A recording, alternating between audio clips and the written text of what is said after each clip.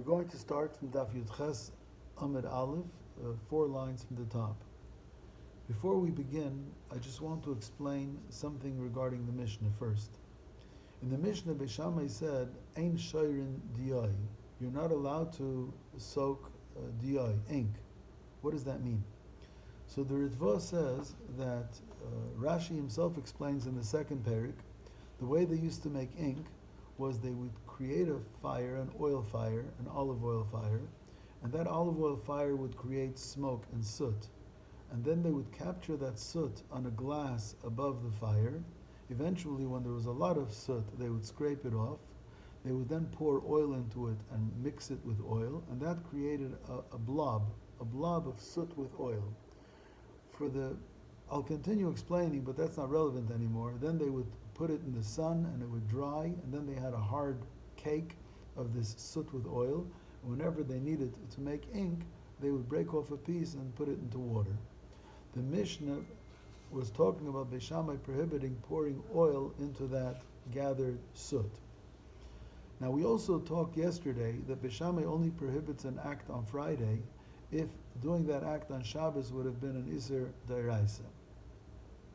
So the Gemara now wants to know, Man Tana, who could the Tana of our Mishnah be who would hold that Nesinas Mayim Lidyai, and here I have trouble with the word Mayim, because according to the Ritva we're talking about oil. Who would hold that pouring oil into the soot, Zui Shriyasan, that would be considered Lisha, and therefore had it been done on Shabbos it would be a Malacha D'Oraisa, and therefore Beis Shammai prohibits you to do it on Friday. Amar Rav Yosef says, Rebbe, it's the opinion of Rav Yudah Nasi, the Tanya, as we learned in a Braisa, Echad Noisen as a Kemach, if Mr. A puts flour into a bowl, Echad Noisen as a Mayim, and Mr. B just pours the water in, Ha'achron Chayiv.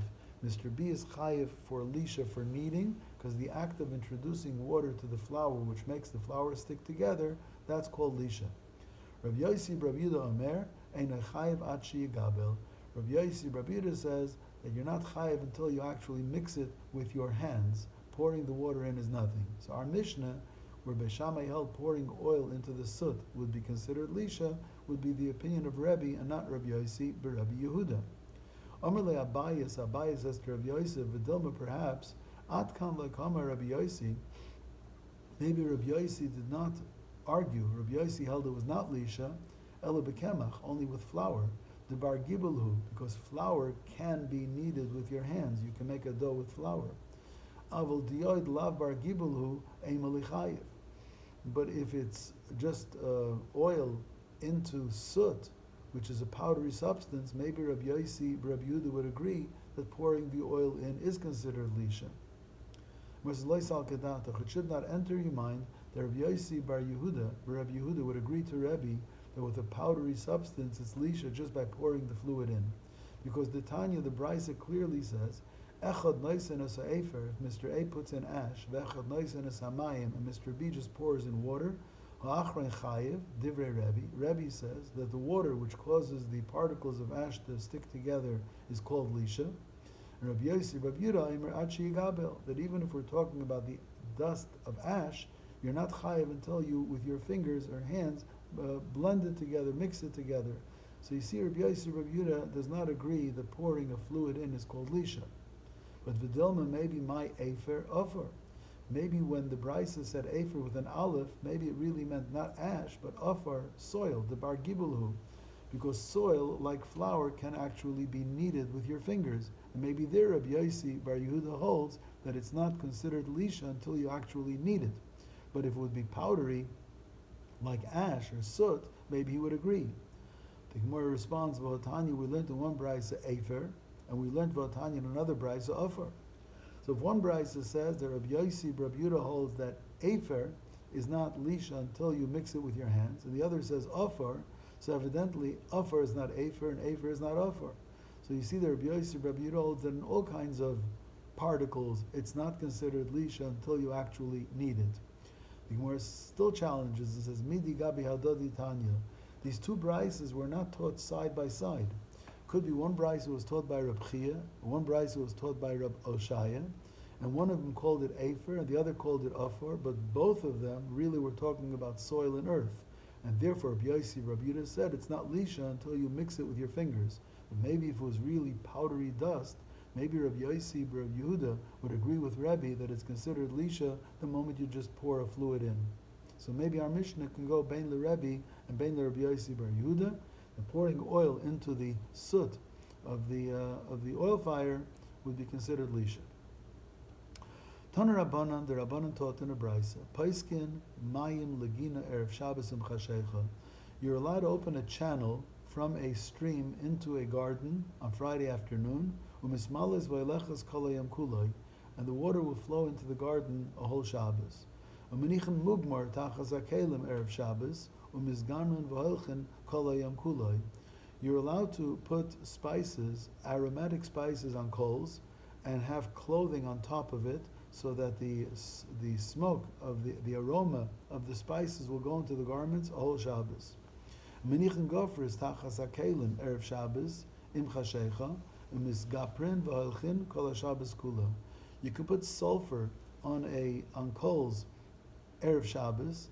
The sulfur creates a black sooty smoke, which would then, if you had silver utensils on top, it used to be a sign of beauty when the engraving on the silver utensils would turn black with this sulfur smoke.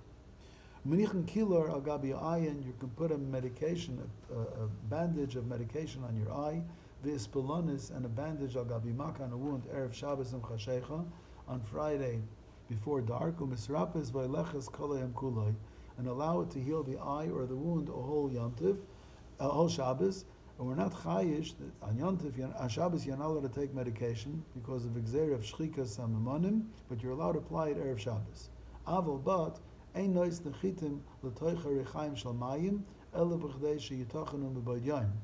Even though we allowed all of the above, but you can't put wheat into a water mill only if the wheat gets ground before Shabbos. My tama, why is the last case of grain in the water mill more strict than the previous cases? So we have two views. Amar Rabba says mipnei shemashmas koil, because the water mill makes a sound when it's grinding the grain, and that sound is the desecration of Shabbos. It's a zilzal in Shabbos. Amar Rav Yosef, so Rav Yosef says to Rabba, v'leima mar mishum shvisas kelim. Maybe you should have prohibited using the water mill on Shabbos because your utensils should rest on Shabbos. The Tanya, in fact, we learned in a brayso, u'b'choil asher amarti aleichem tishameru. Hashem says you should guard and keep everything that I said to you. What's the everything? L'rabba shvisas kelim, that even your utensils should rest on Shabbos. Elam Rav Yosef, so Rav Yosef says, mishum shvisas kelim. I believe that the reason you shouldn't put grain into the water mill on Friday is because your kelim, your mill, shouldn't work on Shabbos. So now v'hashta da amrit lebeis Hillel islu shvisas kelim deraisa. I'm assuming, says the Gemara, that this brayso is going to go like Beis Hillel because it allowed all of the cases in the beginning of the brayso. Yet, for some reason, which we don't know why yet, Beis Hillel still prohibited the grain in the mill on Shabbos. So if Beis Hillel holds that shvisas kelim, the prohibition of using your utensils on Shabbos is deraisa, gofris umugmar maitama sharu, then why would Beis Hillel allow the sulfur, which would create black on the engraving of silver utensils, and the spices, which would put an aroma in the garments, why they allowed it? Because there's no act actually happening on Shabbos. It happens by itself. Unin shel pishtan maitama sharu. And why did Beis Hillel allow you to put bundles of flax into the oven erev Shabbos? Because nothing was done, it just sits there in the oven. Mitzudas chaya v'oif v'dagim dekavid masa. What about the traps of beasts, fowl, and fish, where the trap closes on the creature? Maitam sharu.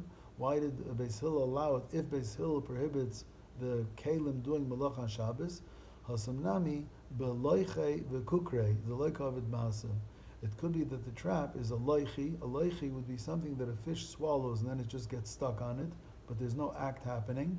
And kukri is like a basket that whatever it is that goes into the basket then can't come out. It gets stuck. The basket is shaped in a way where you can get in and can't get out, but there's no act of the happening. So right now the Gemara is on the wrong track. That Beis Hillel also agrees with Shvisas Kalim. However, in the case where there's no act done, Beis Hillel is Mekel. But now the Gemara reverses itself. V'hashta now, the Amar Rabbi Shaya Amar Ravasi. Rabbi Shaya said in the name of Ravasi, Man Tana Shvisas Kalim Daraisa. Who holds that the obligation that your utensils should rest on Shabbos is Midaraisa, is Beis Shammai, v'lei Beis Hillel? So the rule is going to be, Li Beis Shammai, Ben Kavod Masa, Ben Deloi Kavod Masa, Aser.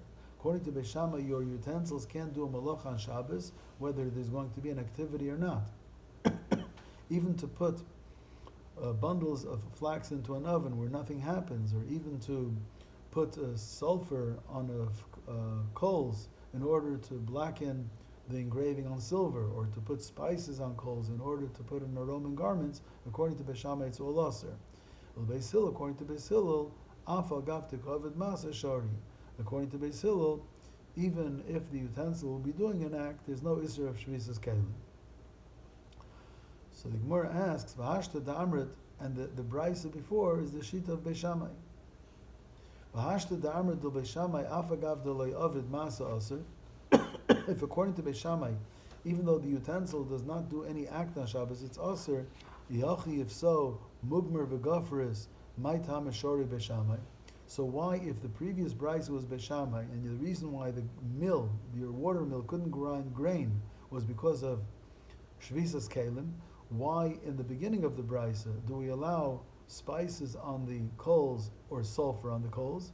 Because Hasam Manach Ha'ara, it's not on a utensil, it's on the ground. The Gemara now asks, what about gigis? If you have a barrel that barley is soaking in it for the production of beer, and it's sitting there a whole Shabbos, or veneer, or a candle that's burning a whole Shabbos, or kedeira, a pot, where assuming that you can have a pot on a fire on Shabbos, if according to the conditions that allow it, or shapud, a spit that has meat on it and it's in the oven on Shabbos. My tamish or Beis Shammai. Why would Beis Shammai allow it? If Beis Shammai prohibits your kalim from doing malacha on Shabbos, and the barrel is doing a malacha, and the candle is burning, and the pot and the spit are cooking and roasting, the mafkalu afkuri, it's an excellent question. According to Beis Shammai, the only way you can have any of the above cases doing malacha on Shabbos is before Shabbos you declared your utensils ownerless. So if they're not your utensils, there's no isser if they do malacha on Shabbos. And Tosfos points out that even though normally hefker has to be done in front of 3 people, according to Beis Shammai, there's a clear assumption that a person would want to be mafker his kalim before Shabbos, so he's not mechal Shabbos. So interesting, according to Beis Shammai, before you light candles before Shabbos, you have to be mafker the candlesticks. Man Tana lo the Tana Rabbanan, who is the Tana of the following brisa? Lo tamale isha kedera asosias v'tormisin. A woman shouldn't fill a pot with various legumes. These are beans that need to cook for a long time. V'taniach l'toch hatanu erev Shabbos m'chashecha, and put it into the oven erev Shabbos before dark. Ve'im nasnan, if she did put it in before Shabbos, before dark, l'matzah Shabbos asurin. Matzah Shabbos, you're not allowed to eat it unless b'chdei sheyasu. You have to wait Matzah Shabbos the amount of time that it would have taken to cook. And then instead of cooking on Shabbos, if you would have cooked it Matzah Shabbos, you have to wait enough time for it to have cooked Matzah Shabbos. Ki yaitzu by similar, lo yamali nachtum chavi shamayim. A baker shouldn't fill a barrel of water. V'yaniach l'taychatanu erev Shabbos m'chashecha, and put it into an oven on Friday before night. V'im asakain, if he did it, l'matzah Shabbos asurin b'chdei sheyasu. You have to wait Matzah Shabbos. The reason the baker did it, he has to make pizza Matzah Shabbos, so he'd like to have hot water right away Matzah Shabbos.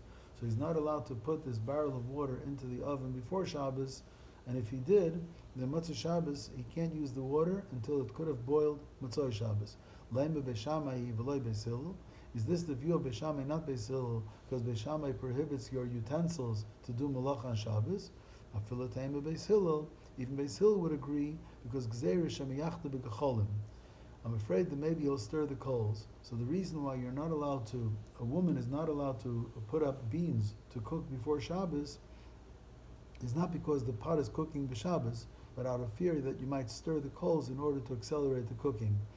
And the same with the baker who put water in before Shabbos. It could be that when Shabbos is about to end and he sees that it cooled down, he might stir the coals and stoke the fire so that again he has hot water Motzei Shabbos. Yochi, if so, Mugmer v'gofres nami ligzar. If so, Beis Shammai should have. So if so, everybody should have prohibited spices on coals or sulfur on coals because you might stir the coals. Hosam loy machatile. People don't stir coals when they're trying to make an aroma into the garment or they're trying to sulfurize the silver utensils. Because di mechati solik bukutra v'koshile. If you stir the coals, it'll cause too much smoke and it'll ruin everything. Unin shel pishta nami ligzar. The bundles of flax in the oven. Why are we not concerned that maybe you'll stir the coals on Shabbos? Why is Beis Hillel matir? Hasam kiven to kashi zika. If you open the oven in order to stir the coals, the wind is bad for it, it harms it. Lo megali lei, they won't open it. Tzemer liyoira ligzar.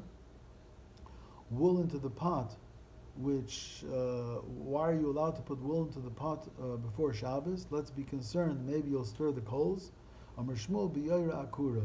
The pot is off the fire. If the pot is off the fire, nobody's going to stir the coals. B'neichush shema megizba. Even if it's off the fire, let's be concerned, maybe you'll stir the pot. Now here we'll talk about this later, but one opinion is that if you stir the pot, it might be considered bishul, and the other is if you stir the pot, it might be considered tzaiveya, dying. So therefore, why are we not concerned that even if you removed it off the fire, you might stir the pot? Ba'akura v'tucha. It's off the fire, so there's no concern that you'll stoke the coals. And it's also a pot which is sealed with clay. And since it has a clay seal, you'll remember not to open it up in order to stir. So now the Gemara tells us a couple of halachas. That again, what just emerged was that Beis Shammai prohibits shvisas kelim. Beis Hillel does not prohibit shvisas kelim, but Beis Hillel prohibits putting something up before Shabbos if there's a concern that you might stir the coals in order to make it cook or fry or bake faster. V'hashta, so now, the Amar Mar, that we said that according to Beis Hillel, it's Gzeir Shema Yichata B'Gecholim. The prohibition of putting up something to cook before Shabbos is because you might stir the coals. Hai Kedei Rechaisa, if you have a pot of absolutely raw food, Shori Lanuch Erev Shabbos Imchashecha B'Tanura. You'd be allowed to put it Erev Shabbos before night into a tanur, into an oven. My tama, why? Since it's impossible that you'll be able to eat it Friday night. It's raw, and it won't cook in time, even if you stir the coals. So whoever put it up has given up on eating it Friday night. He's not going to stir the coals because there's no point in accelerating. There's no acceleration that'll make it cook in time. And therefore, it's fine. And Shabbos morning, you'll have hot meat or hot whatever to eat, and there's no fear that you'll stir it Friday night. Ubashil shaper, ubashil shaper dami. Something which is perfectly cooked also is okay, because I'm not going to stir the coals if it's perfectly cooked. What's called perfectly cooked? So there's a Hananya who says that the moment something is cooked, kemachel ben drusoi, that the robber ben drusoi would already eat it. The robbers used to eat stuff rare, because they had no time really to sit around and eat. The cops were coming after him.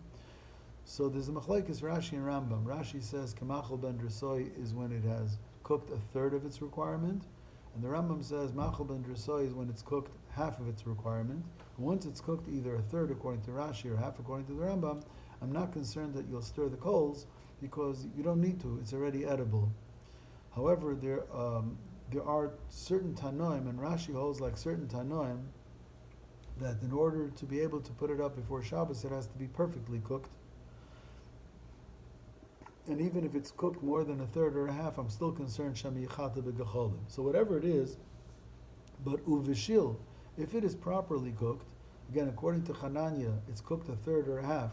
According to other Tanoim, it's perfectly cooked. Shaper Dami, you can put it up on Friday afternoon because you're not going to stir the coals. Bashal v'loy bashal, but partially cooked but not quite cooked, is also prohibited. Because if it's partially cooked, I'm afraid Friday night you'll stir the coals in order to accelerate the cooking. V'shoda begar machaya shaper dami. But if you throw a raw piece of meat, something which is totally raw, it's okay, because since you threw in raw meat, evidently you don't intend to eat this stew Friday night, even though the other stuff is good, and you won't come to stir the coals. V'hashta, and now, the Amar Mar, that we decided before, that kol midi dekosher le zika, anything that exposure to the air would harm it, lo megalile, he's not going to open the oven to stir the coals. For instance, we said that if you had clumps of flax in an oven, it's perfectly okay because you're not going to open the oven in order to stir the coals because it's going to harm because the air coming in is going to harm the flax. Hai bisra de gadya. If you have goat meat and it seems that exposure to air would harm the cooking process, and you're not going to open the oven. Ushrik, and what happens if the oven door is also sealed with clay? So shaper dami, because you have two pluses. One plus is that the door of the oven is sealed with clay. The other plus is it's goat meat that if you open the oven, it's going to harm the cooking. So two pluses, shaper dami, you're allowed to put it up before Shabbos. Debarcha velo sharik aser. Meat of a ram does not get harmed when it's exposed to an open oven, and if the oven door is not sealed with clay, so there's two negatives. The meat of the ram is not going to be harmed, and the door is not sealed with clay, so you don't have a reminder. So for sure it's prohibited to put that up Erev Shabbos. What if it's 1 and 1? The gadya v'loy sharik.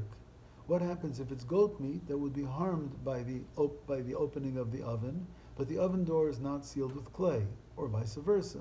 The barcha, it's ram meat, which doesn't get harmed when it's exposed to the open air, but is shrik, but the door of the oven is sealed with clay. So it has one quality, it has one plus and one minus. Rav Ashi Shari, Rav Ashi is lenient, and Rav Yirmiyah Midifti Aser. Rav Yirmiyah Midifti prohibits it. So one more time. If there are two pluses, everybody says it's fine. And goat meat has a plus that if you would open the oven, it would be harmed, and there's another plus that the oven door is sealed with clay. So two pluses is okay. Two minuses is not okay. If it's ram meat that doesn't get harmed when you open the oven, and the oven door is not sealed with clay, so since it's two minuses, it's prohibited. If there's a plus and a minus, 1 and 1, goat meat that can get harmed from the open door, but the door is not sealed, or ram meat which doesn't get harmed from the open door, but the door is sealed, Rav Ashi is lenient, and Rav Yirmiyah Midifti prohibits. The Gemara asks Rav Ashi, according to Rav Ashi, the Shari was lenient, but Tanan there's a Mishnah, Ein Tzoylin Basar, Batzal Ubeitza, Ela Kadeshi Yitzaylim Ubayyan. You're not allowed to roast meat, an onion or an egg, only if it's fully roasted from before Shabbos. So why is it prohibited if Rav Ashi was lenient? And the answer is simple. Hasam debarcha v'lo sharik. That meat that the Mishnah prohibited is where there's two negatives. It's ram meat that doesn't get harmed by the open door of the oven, and the door of the oven is not sealed. So therefore, if there's two negatives, it's prohibited. But Ikad the Amri, but some have a different version in the dispute between Rav Ashi and Reb Yirmiyah Midifti. It's a more lenient version. The gadya, if it's goat meat, which gets harmed by the air, bein loy shrik shaper dami, whether the door was sealed or not, it's perfectly okay. As long as you have one quality, that goat meat would get harmed if you open the oven door, then it's perfectly okay to put it up right before Shabbos. The bar chanami ushrik is also shaper dami. Ram meat that doesn't get harmed by the open door, but at least the door of the oven is sealed with clay, is also good enough, because at least you have one plus. Kipligi, the dispute is the barcha v'lo shrik.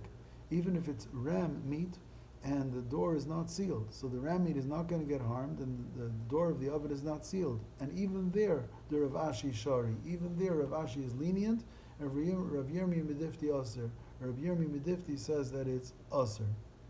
Rav Ashi the Shari, and according to Rav Ashi that allows everything, but Tanan, what do we do with the Mishnah?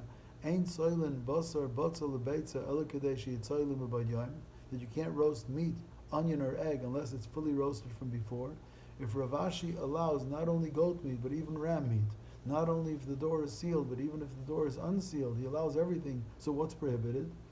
Hasam bebisra agumri. If the meat is lying directly on the coals, then Rav Ashi agrees that I fear someone may stir the coals. Amar Ravina said, Hai kara chaya, if you have raw gourd, which is a squash, shaper dami, you're allowed to put it in the oven right before Shabbos, kivin de koshi lezika, since the air is bad for it, kibisra de gadya dami, it's like meat from a goat, and therefore it's mutter.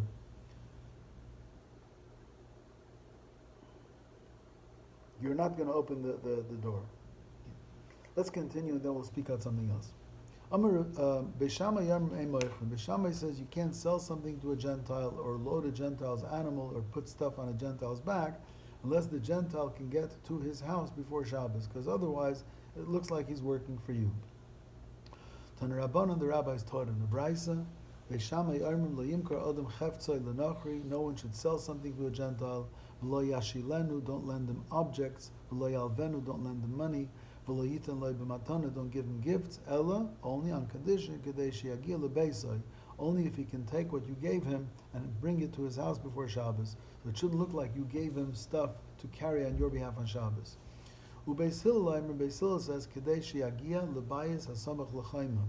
It's good enough if he gets to the first house of the city that he lives in, because since he can get to the first house of the city that he lives in, even though he doesn't get home, people will think maybe he's just going there. That's at least maybe he lives in the house close that's right in the city. Rabbi Kiva is more lenient. He says, as long as he goes out of the Jew's house, that's good enough. And Amar Rabbi Yossi, Rabbi Yehuda, hein divrei Rabbi Kiva, hein divrei Beis Hillel. Rabbi Kiva is not arguing with Beis Hillel. Rabbi Kiva el-lefarish divrei Beis Hillel. The Rabbi Kiva is disagreeing with the way the Tanakama presented Beis Hillel. The Tanakama presented Beis Hillel that the guy has to at least get to the first house of the city that he lives in. Rabbi Kiva says that's not what Beis Hillel said. All Beis Hillel said is he had to actually just get out of the Jew's house, and after that I'm not concerned that people will think that the Jew sent him on a mission. Now it's going to take me a little bit of time. I just want to speak out an interesting Dvar Torah. I think it's interesting.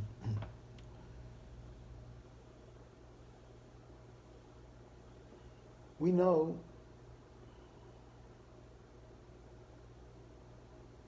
the Gemara said that if the pot where the wool is dyeing is on the fire, it's prohibited according to Beis Hillel because you might stir the coals. So the Gemara asked,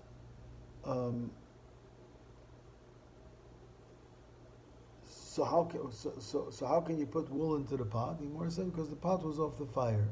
So the Gemara asked, well, maybe you'll stir it. And the Gemara said, I'm not concerned that you'll stir it because you seal the top of the pot with clay. So there's no issur of stirring the coals because it's not on the coals, it's not on the fire. There's no issur, there's no fear of stirring the pot because it's sealed. The Rambam says that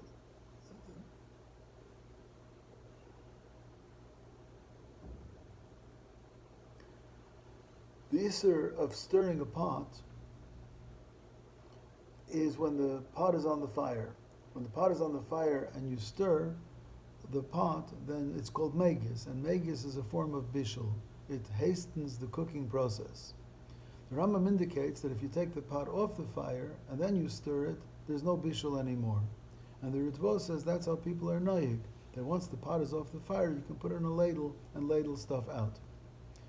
But the Lechem Mishnah asks, our Gemara asked, how can you have a pot with wool in it on the fire? Maybe you'll stir the coals. So the Gemara answered, you took it off the fire. So the Gemara said, well, maybe you'll stir it.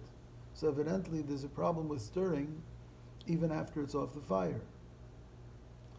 So the Lechem Mishnah says that when the Gemara asked, you might stir it, it didn't mean bishul. It meant if you'll stir it, it'll add to the dyeing process. The stirring after you took the pot off the fire won't do bishul. It'll do tsoiveya, it'll be dyeing. Just another point, when you have the pot on the fire and you stir it, so megis is bishul. The Rashba says there's only bishul if the food is not cooked, but if the food is cooked according to Rashi more than a third, or according to the Rambam more than a half, then stirring is no longer going to be mavashal. But if you have a dye product on the fire, then even there's no cooking. Even when you stir it, it's still cooking. Even if the dye is fully cooked, you're still cooking it more. The Ramah brings a stringent halacha that you're not allowed to stir a pot of food on Shabbos even if it's completely cooked and it's off the fire. The Mishnah Berurah says, according to that, if you take a pot off the fire on Shabbos, you can't remove cholent from that pot with a ladle or spoon, because putting in a ladle or spoon is megas. Rather, you have to pour from the cholent pot into another keli, which is a klisheni, and only then can you ladle it out. The Mishnah Berurah says that the halacha doesn't follow this chumrah, and once the pot is off the fire, you can put in a ladle and take what you want out. It's not called megas. There's another halacha that when you have a pot that's open and it's cooking and you close the pot, that's also called mevashel, because by closing the pot you're accelerating the bishul. So the Shvisas HaShabbos says that if, according to the Ramah, you're not allowed to stir a pot that's off the fire, then taking logic to its logical conclusion, you couldn't cover a pot that's off the fire either. If there could be bishul by accelerating the heat by stirring it, there could be also bishul by accelerating the heat by covering it. None of this is relevant because we don't paskin like that anyway. And the Tzitz Eliezer says that you're allowed to cover a pot even on the fire once the food is fully cooked. I hope everybody's well. Everybody should be healthy and be careful. Kultiv.